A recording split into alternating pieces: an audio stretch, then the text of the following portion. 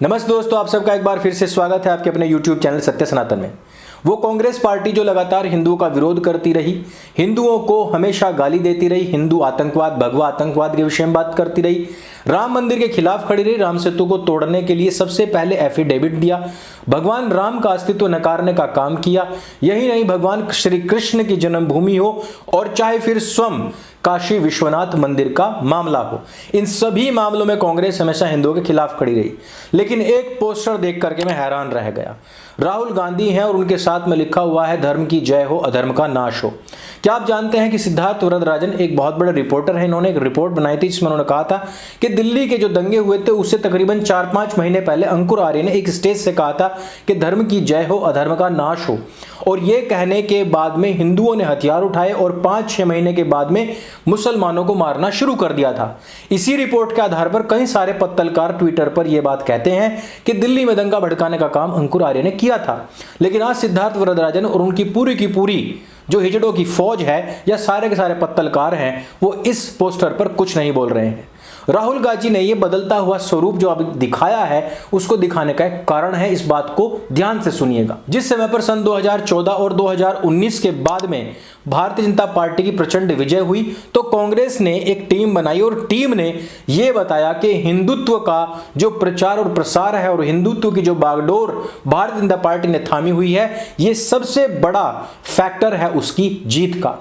आज जो कुछ भी राहुल गांधी कर रहे हैं, इन सबके पीछे यदि आप देखेंगे तो वही आयोग है जो कि इनको हार के पॉइंट्स गिना रहा था और कह रहा था कि हिंदुत्व की तरफ जल्दी जल्दी आगे बढ़ो। अब तो मैं देख रहा हूं कि राहुल गांधी साहब ऐसे बाजू ऊपर चढ़ाते हैं और भोलेनाथ की पूजा किस प्रकार से करनी चाहिए इस विषय में भी बताते हैं। वैसे मैं आपको यहां पर यह भी बता दूं कि राहुल गांधी की ये जो भारत जोड़ो यात्रा है, ये कहां से प्रेरित है? ये प्रेरित है फॉरेस्ट गंप और उसके बाद में लाल सिंह चड्ढा से। लाल सिंह चड्ढा जिस प्रकार से फ्लॉप हुई, राहुल गांधी का पूरा प्लान भी उसी प्रकार से फ्लॉप रहा है। हमेशा से हिमाचल प्रदेश के अंदर सरकार बदलने का रिवाज रहा है और ये सरकार इस प्रकार से लैंडस्लाइड करते हुए नहीं बदली जिस प्रकार से भारतीय जनता पार्टी की सरकारें आती रही हैं। भारतीय जनता पार्टी और कांग्रेस का जो वोट शेयर है वो एकदम इक्वल है, यानी कि जो भारतीय जनता पार्टी से छिटके हुए बागी थे उनके कारण से यहां पर कांग्रेस विजय हुई। लेकिन वहां की जनता का इस प्रकार का मूड नहीं था क्योंकि निर्दलियों को भी 13% वोट मिला है जो कि पूरी तरीके से भारतीय जनता पार्टी का ही वोट था। अब ऐसे में लोग कह रहे हैं कि कांग्रेस के राहुल गांधी क्योंकि भारत जोड़ो यात्रा पर निकले हुए हैं इस कारण से ऐसा हो पाया है, ऐसा संभव हुआ है। लेकिन मैं कहना चाहूंगा कि अगर हिमाचल प्रदेश में भारतीय जनता पार्टी की हार हुई है तो उसका कारण है उनके स्टार प्रचारक यानी कि राहुल गांधी साहब का चुनाव से दूर रहना और खास करके हिमाचल प्रदेश से दूर रहना। युवाओं में बहुत प्रसिद्ध हैं, यानी कि एक फेमस चेहरा है सचिन पायलट। भले पार्टी कोई भी हो उनकी, लेकिन मैं ये मानता हूं कि सचिन पायलट के अंदर काबिलियत है। बंदा कश्मीर का किला ढा करके शादी करके आया है, तो भाई मैं तो इस बंदे का फैन हूं। और इस व्यक्ति ने हिमाचल प्रदेश की बागडोर अपने हाथ में संभाली और राहुल गांधी साहब को हिमाचल प्रदेश के चुनावों से दूर रखा। दूसरी तरफ अशोक गहलोत गुजरात थाम रहे थे और आपको पता ही है कि 20 का आंकड़ा भी वहां पर पार नहीं कर पाए। ऐतिहासिक विजय दिलाई है उन्होंने भारतीय जनता पार्टी को। गुजरात वासी कभी भी हिंसा या बदजुबानी से काम नहीं लेते हैं। महाराष्ट्र का भी यही ट्रेंड मैंने देखा है कि आप अपने प्रतिद्वंदी के विषय में भी अगर बात करेंगे तो भी उनका सम्मान कभी भी नहीं छोड़ते हैं। कितनी भी चाहे आपसी लड़ाई हो, लेकिन एक दूसरे का सम्मान बहुत करते हैं। गुजरात वासियों ने आज यही काम किया है। आप हमें गाली दो और हम मैंडेट देंगे, यही काम किया है और करके दिखाया गुजरात वासियों ने। लेकिन जो हिमाचल प्रदेश की जीत का श्रेय राहुल गांधी साहब की भारत जोड़ो यात्रा को दे रहे हैं। भारत जोड़ो यात्रा हिमाचल प्रदेश में रही कितने दिन?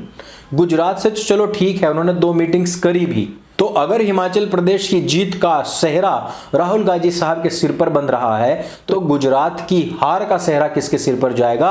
और दिल्ली जो कभी उनका गढ़ हुआ करती थी वहां पर सेहरा किसके सिर पर बांधेंगे? लोकतंत्र इसी को तो कहा जाता है।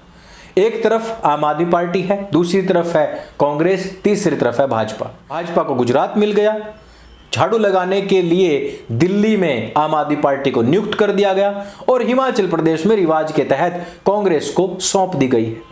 लेकिन यहां पर कोई भी बात नहीं कर रहा है रामपुर के उपचुनाव की, जहां पर सारी की सारी पार्टियां एकत्रित होकर के एक भारतीय जनता पार्टी के कैंडिडेट के खिलाफ लड़ रही थी।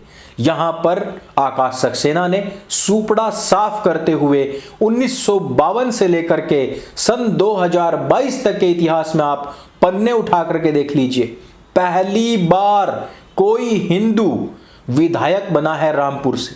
लेकिन न्यूज से, खबरों से ये सारी चीजें गायब हैं। मामला कहां का चल रहा है? खतौली का। खतौली एक ऐसा क्षेत्र जहां पर सपा, रालोद और आजाद समाज पार्टी यानी के जाट, मुस्लिम और दलित तीनों के तीनों मिलकर के लड़ रहे हैं एक कैंडिडेट भारतीय जनता पार्टी के खिलाफ। कुछ वोट से वो जीतते हैं और जीतने के बाद में बता रहे हैं कि यह एक प्रचंड जीत है। कुढ़नी, बिहार, इस सीट पर किसी का ध्यान नहीं गया है। कांग्रेस, जेडीयू, आरजेडी तीनों मिलकर के एक कैंडिडेट के खिलाफ लड़ रहे हैं, लेकिन वहां पर भी भारतीय जनता पार्टी का जो कैंडिडेट है वो जीत जाता है। एमसीडी दिल्ली में भी आम आदमी पार्टी ने कोई बहुत बड़ा करिश्मा नहीं कर दिखाया है। वहां पर भी हर एक दूसरा पार्षद भारतीय जनता पार्टी का ही है। तो अगर आप देखेंगे कि जीत आखिरकार में हुई किसकी है, मैनपुरी वहां पर कोई विजित हो ही नहीं सकता था, केवल और केवल समाजवादी पार्टी का क्षेत्र है। ऐतिहासिक जीत हम किसे कहेंगे? ऐतिहासिक जीत हुई है आपके रामपुर में। इतिहास जब से गवाह रहा है चुनावों का, पहली बार भारतीय जनता पार्टी या फिर कहिए कि एक हिंदू विधायक बना है। इतिहास रचा गया है गुजरात के अंदर, जहां पर आप सोच ही नहीं सकते कि आपके सामने कोई विपक्ष ही नहीं है। गुजरात वासियों कमाल कर दिया। और सबसे बड़ा अचरज हिमाचल प्रदेश का, जहां पर जीतने वाली पार्टी को पूर्ण बहुमत मिलता है और एक तरफा मैंडेट मिलता है, लेकिन 40 सीट पर सिमटी है कांग्रेस, वो भी निर्दलियों को खड़ा कर करके, वो भी एक कूटनीति के तहत और वो भी कुछ घर के ही गद्दारों के कारण से। लेकिन वहां पर भी दोनों का वोट परसेंटेज बराबर है।